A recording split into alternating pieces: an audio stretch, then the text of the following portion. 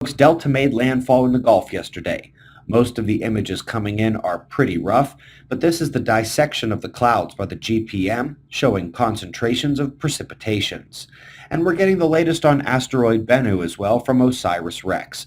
It's a rough and rocky world with a rotation period of only 4.5 hours. They've been able to map the thermal inertia of the body and also create a couple false color maps aimed at highlighting the detail they were able to observe.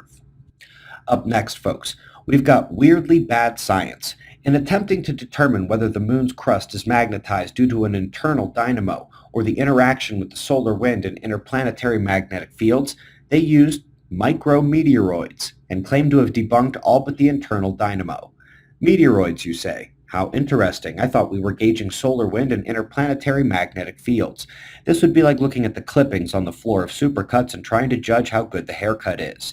And when there are punctuations of long periods of quiet with ultra-intense interplanetary fields, it will leave an imprinted mark on the crust, just like it does in the rocks on the ocean floor. This was one of the better climate stories from January, solar forcing proven via tree ring analysis, and the same has now been shown for North America, and that they're connected. It's the same process, and if they are correlated, then they're correlated with the sun up in the north as well. By the way, that paper from January was the one that showed that South America's version of climate change so far has been nothing special at all. But let's go back in time to a genuinely serious climate change. In the wake of the Blake magnetic excursion 115,000 years ago, the grasslands in Southeast Asia suddenly changed to tropical forests. This was a key extinction epoch for the older megafauna and many human-like species. But it begs the question, however would high-latitude grasslands become a tropical setting so quickly? Hold that thought.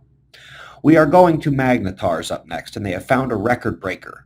Not only is it the shortest pulsator known, not only is it insanely young at their estimate of 420 years old, but it showed evidence of a rapid spin down, a rotation glitch of the star. You may be asking yourself, how a star's rotation glitches? Well, in this case, it's due to the powerful magnetic fields, they think, and I think that's a great guess, because the two known causes of modern length-of-day glitches, or rotation glitches of the Earth, are geomagnetic jerks from the core or geomagnetic storms from the sun.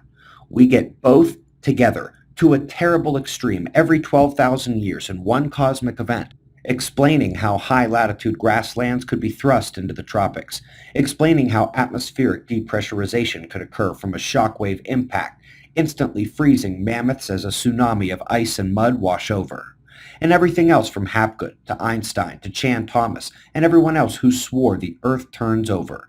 Everything about that is in our Cosmic Disaster movie.